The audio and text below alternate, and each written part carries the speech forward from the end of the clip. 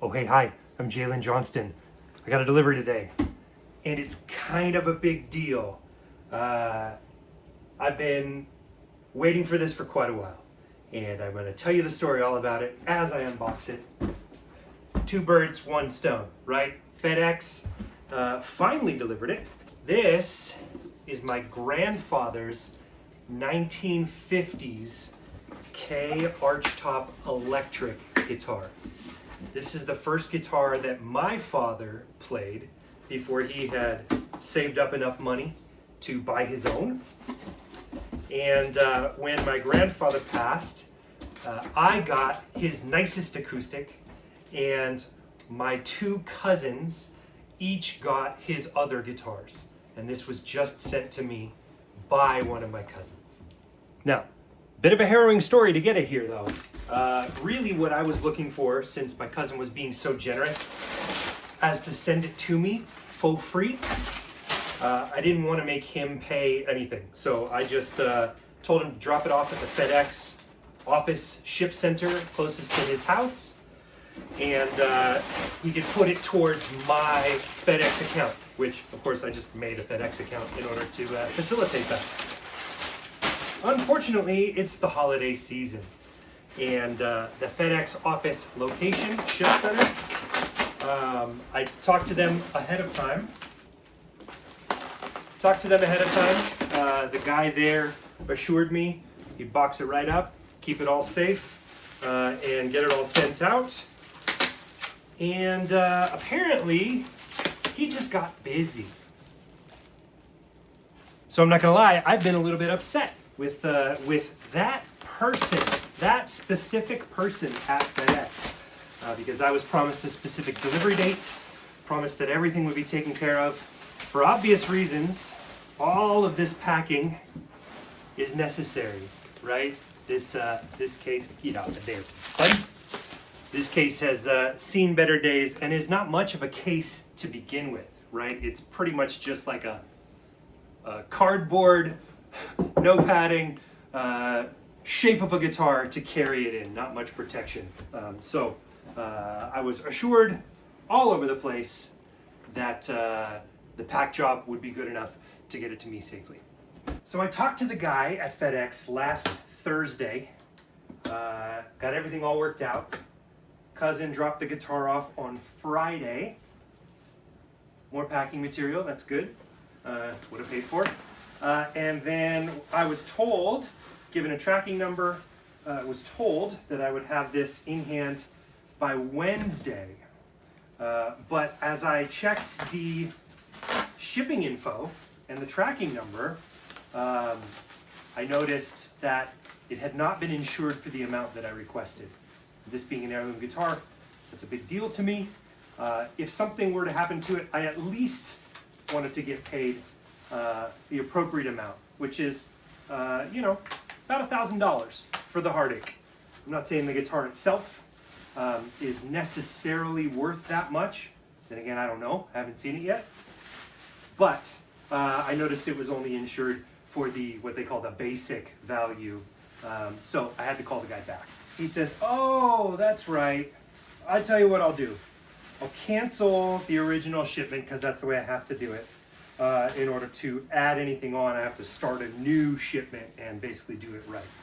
So I said, "Great, I will allow that to happen. Let's get her done, because realistically, I would love to have this cleaned up and playable as quickly as possible."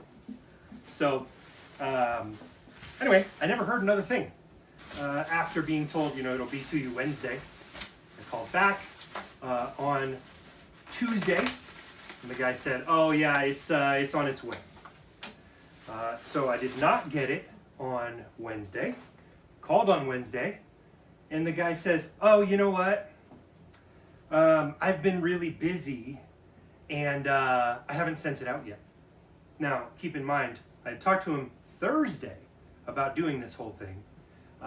This is now Wednesday, so 6 days later, he admitted to me that he had not even done the packaging, not even packaged it up. So on the day I was supposed to receive it, he still had not packaged it or sent it out. And I was upset. So I called the next day, Asked him if he'd done anything. He had not.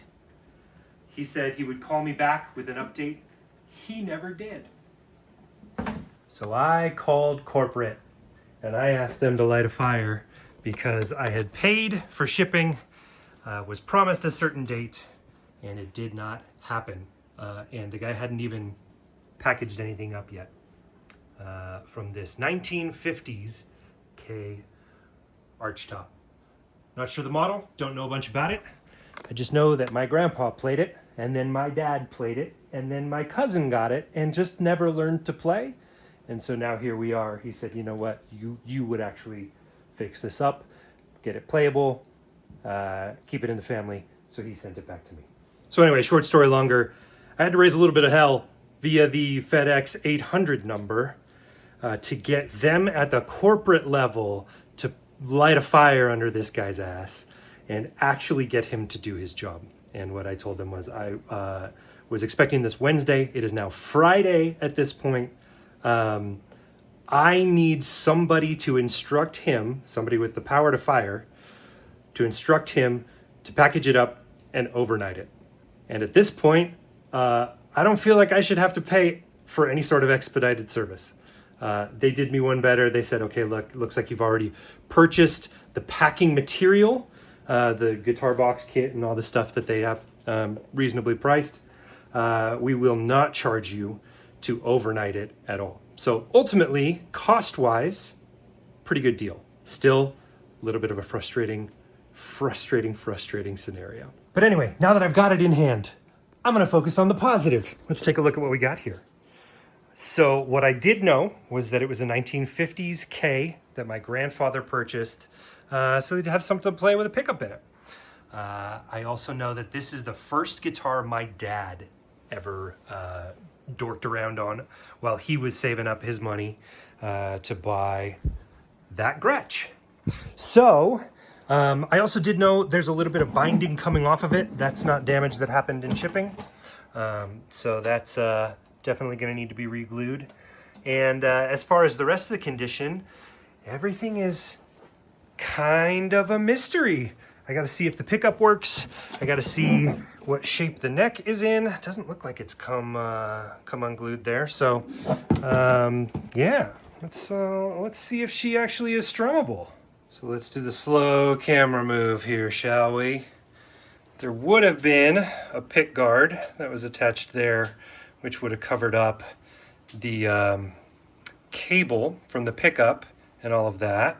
That cable then does run through to the booty hole here. And I'm imagining this is a volume and a tone.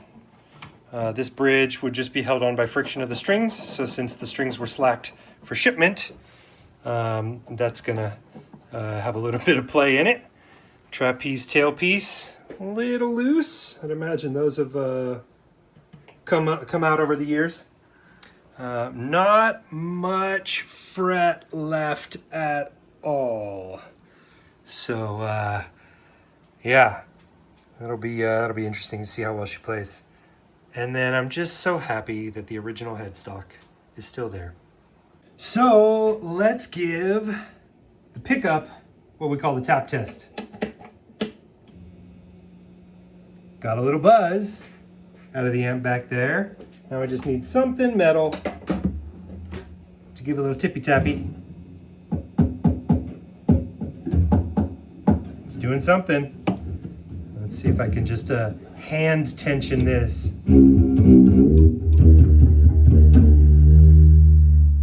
Pickup works, y'all. That's good news. All right, now using that same silly little hand tension method.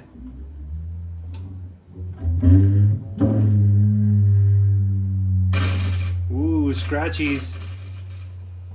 This, huh? That's probably a tone knob then. Yeah, I'll have to clean that pot out real good, obviously. And then is this one volume? Why, yes it is. This is good news, guys. This is actually in much better shape than I was expecting, so this is fantastic. This spot has been worn through probably because one of the hinges here was exposed. Yep, that would have done it. Then, like I said, the pick guard has broken off. The other anchor point for that would have been here. So that bracket is gone as well. And it looks like there is a little body split kind of running the whole length there. So we'll have to see how secure that is and whether or not that needs a proper glue. But it does look like it runs quite the distance there. I'm gonna have a ton of fun cleaning this up.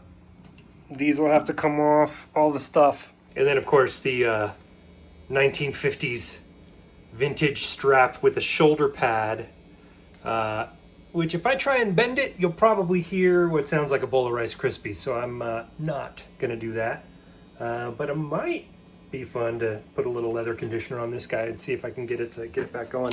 Looks like it probably would have been tied around the headstock, but Grandpa, being the resourceful handyman that he was, looks like he put a bolt or a screw, little flathead screw right there, and left it sticking out just enough that he could use it as a strap button. So I'm not sure if that's attached to anything, like if there's a block on the inside, or if it's just the thin wall of the upper bout there, which is a little sketchy, but I'm gonna check it out. We got numbers. One of those is probably a serial number, one is probably a model number, so I've got some Googling to do. L28776533. Okay then. I'm not seeing anything else that's really identifiable in there, and unfortunately, these F-holes are not quite wide enough for me to get the phone all the way down in. Kind of a gross thought. I mean, obviously, now all these little rings, that's a buildup of finger oils and dead finger skin. And the wild thing is that my dad played this guitar, my grandpa played this guitar, my uncle probably strummed on it a little bit. No one else learned to play it. So this finger junk is family finger junk. I'm not sure how I feel about that. Am I nostalgic? I haven't decided. I'm not gonna decide yet. So I've started with the disassembly. I got the strings off. Probably, honestly, should have started with a tetanus shot, seeing as these strings are likely at least 30 years old. That would have been about the time frame where my grandma would have given this guitar to my cousin. So that's fun. Knobs came off pretty easy. They've got a little set screw there. And, as long as you got the right tool for the job, this little Music Nomad kit has a nice tiny little screwdriver bit for just such an occasion. Now, I don't think I'm going to be able to get access under to properly locate the hole to shoot cleaner into here for these pots. So thankfully you can also kind of like work it down the sides there. May as well go ahead and take this tailpiece off since it's wobbling around anyhow. Wobble, wobble. Actually, first, I'm going to see if I can tighten it up, or if the screws are stripped. They're holding tension. Oh, yeah, that actually did snug it right back up. Okay, cool. So that's good to know that I'm not going to have to like plug those stripped out holes, since they're not. I can just use as is. I didn't want to have to plug them and re-drill anything. So this is good news. All these flathead screws, so vintage appropriate. One trapeze tailpiece, vintage. Hardware bits and bobs. I'm gonna give you a little close-up of some of the problem areas here. So this homemade strap button indeed is not anchored to a block. It is just through the side of the guitar. So that's a very thin wall laminate that's being expected to hold the tension on the guitar. I probably won't put that back in. Obviously this binding is coming up. That is to be expected because it shrinks a lot over the years. So even realigning, putting it back down, it's smaller. It doesn't fit all the way. And then of course this neck heel, I'm seeing a little bit of a gap. There's a little bit of daylight there. So we're gonna have to see, are you gonna focus? Probably not. I have to see if this thing will allow string tension or if it flexes too much. Okay, first things first, I'm gonna tackle this binding. As you can see, it's come off right about to here.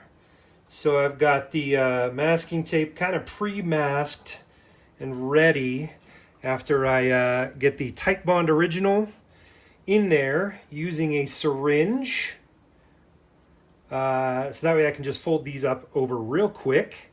And then I've got another set of tape that's pre-torn already, ready to get the rest of it. I'm a little bit nervous about pulling finish off, so we'll see how much I trust myself as far as like really pushing down. But in the meantime, I think I can draw some of this good old wood glue into the syringe there.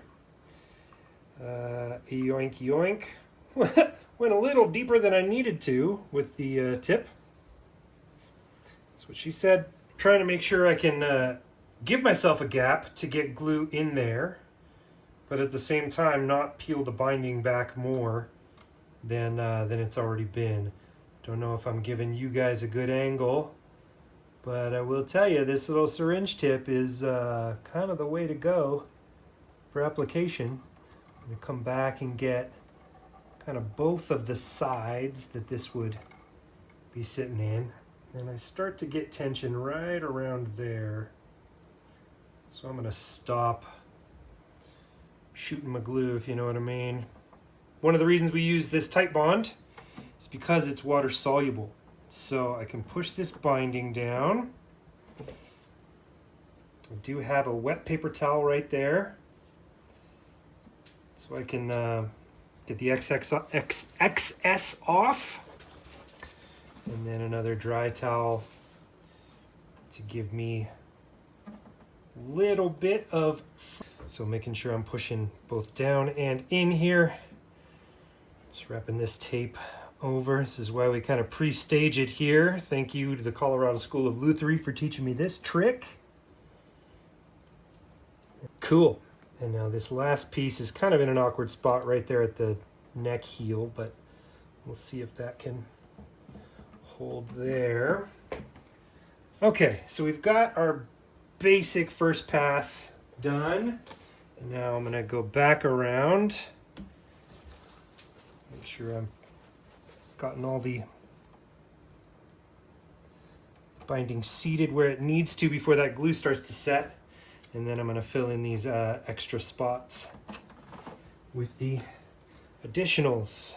And while I just let that binding take root there, like I said, give it about a half an hour, I think I'm going to flip this puppy over and work on these knobs a little bit. These potentiometers, pots we call them, super scratchy. So I have the deoxit cleaner. Ideally, there is usually a port in the underside of these potentiometers that you can get cleaner into. That would involve a lot of surgery and a lot of like the game of operation here in order to get at it. So thankfully, you can also use the slight gap in the shaft here to do this as well. Scratchy, scratchy. But already less scratchy. So here's the deal. I mean, you basically just, align it out the shaft there and give it a little squirty squirt. And then this is a solvent. Don't want to let it sit too much on the finish. But that's a solvent that then breaks down the oxidation within the pots. And honestly, you just kind of work it back and forth. And it diminishes with each pass as like the solvent breaks everything down. So you hear the scratchies. It's probably going to take a number of passes in order to knock all this stuff off. But this is the general idea. I mean, it's literally just you just back and forth into infinity until there's no more scratchies in the pot. And check it out, guys. Look at that. There it is. Now, with this familial finger gunk, that's going to take a long time. That's also incredibly gross. Really, the way to do this properly is going to be to wet it down and use a razor blade to actually scrape that stuff off. Then take another pass with steel wool. So I'm not going to... Here's a little cleaner on there. Get that wetted down and let it soak in a good bit. And now it's literally just this, as flat as possible and gently as possible.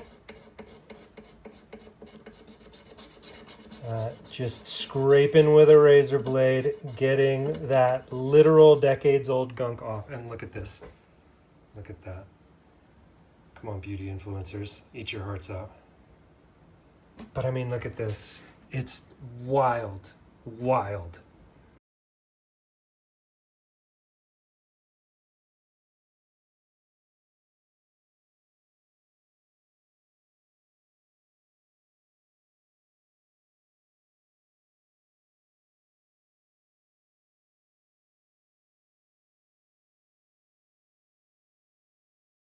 Good news is there aren't a ton of deep divots in the frets. There's a lot of little ones.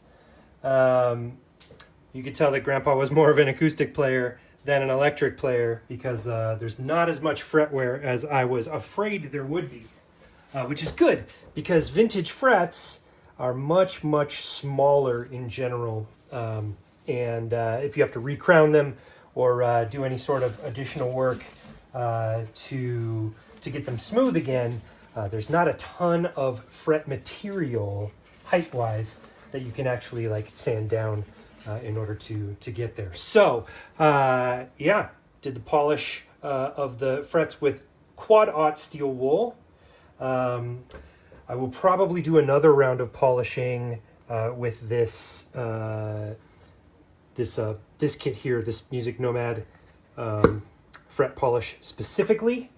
But for now, I just wanted to get the gunk off the fingerboard, get it rehydrated with clean stuff with this F1 oil. And now it's time to pull tape off. All right, so bear with me here, folks. Let's hope finish isn't coming off as well. All right. Okay, so there's a little bit of a nub still up there. Probably have to do another pass and re-glue. But I think as far as the actual like structural affixing here, we're in pretty good shape. I'm going to pull up from the bottom because there's more surface that way than there is if I'm pulling this way. I don't want the binding to peel like that. I don't know if that's an unnecessary caution, but it's one I'm going to take. Good news, we didn't lose any finish. This is just some white glue residue that's on the back here. And I'm going to be careful on this spot because as you can see, this piece right in the middle still has a little bit of a barb sticking up. So I'm going to have to do another pass to make sure I really get that secured down.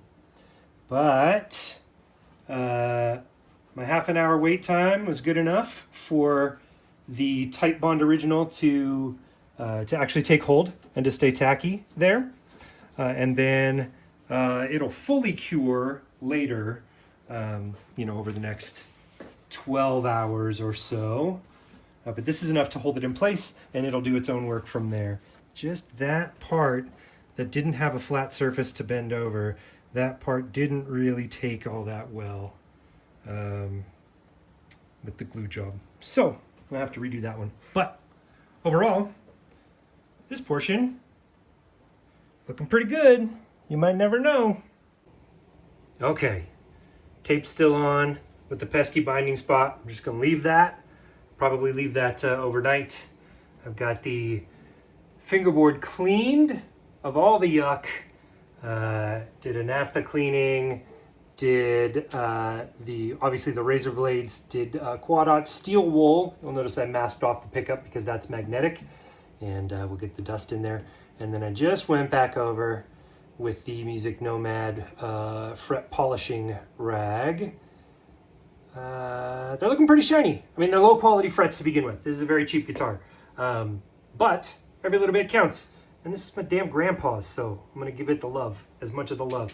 I'm a little bit on the fence as to whether or not to touch up some of these dings. As you can see in the black part of the sunburst pattern here. For now, I say those are grandpa's dings, so I'm gonna leave them. If I was gonna touch them up, it's worth mentioning I will not be using Sharpie. Don't ever use Sharpie for this stuff because Sharpie dries purple. So what you do want to use if you're going to do this stuff, furniture touch-up markers. These are, I mean, super cheap, Amazonable. They usually come in like a full color palette, and they are actually designed for wood touch-ups, and they do pretty well. You just kind of dab them on and then immediately wipe off the excess, and anything that's been finished doesn't take the dye as readily, so you can wipe it off, and it just takes the little pitted fill-in spots. But for now, I'm leaving it. So while I was filming all of the other shenanigans, I had all of the hardware bits in this ultrasonic cleaner getting their full spa treatment. That did include these tuning machines, which is good, but also means that now that they've been all completely washed out, I need to re-lubricate them. So this is the stuff for that. This is the TriFlow. And worth noting, if you have tuners like this that have these little holes, the lubrication is what those holes are for. You just, you know, dab, right? So gonna do that. Gonna do them off the guitar because there's a risk if they're installed when you do it that the oil, this is oil, will leak through and get into the wood here and just kind of turn it into a pulpy soft mess, and you'll lose rigidity. So gonna do those. All right, folks, she's back together in all of her glory, except with just the one Band-Aid. Feels good. I've done everything within my set of skills to get this one back on the road. And that does feel good. It needs a neck reset. That's a bummer. That's real high action. So you don't really feel it down here when you're just strumming down here. But if you ever want to get up the neck at all, she's not your girl in this state. As you can see, I've got the wooden bridge all the way down to try and minimize some of that string action gap, but it's a no-go. So yeah, you might be able to see that little gap in between the neck heel and the body. That's what happens. That's what happens. So check it out. In the room, just acoustically, pretty plonky.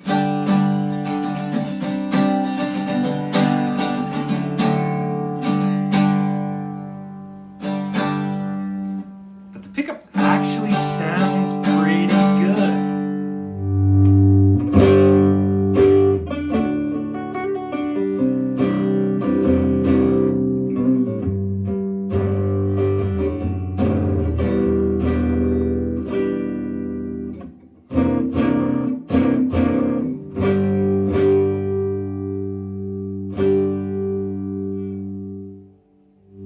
Pretty cool.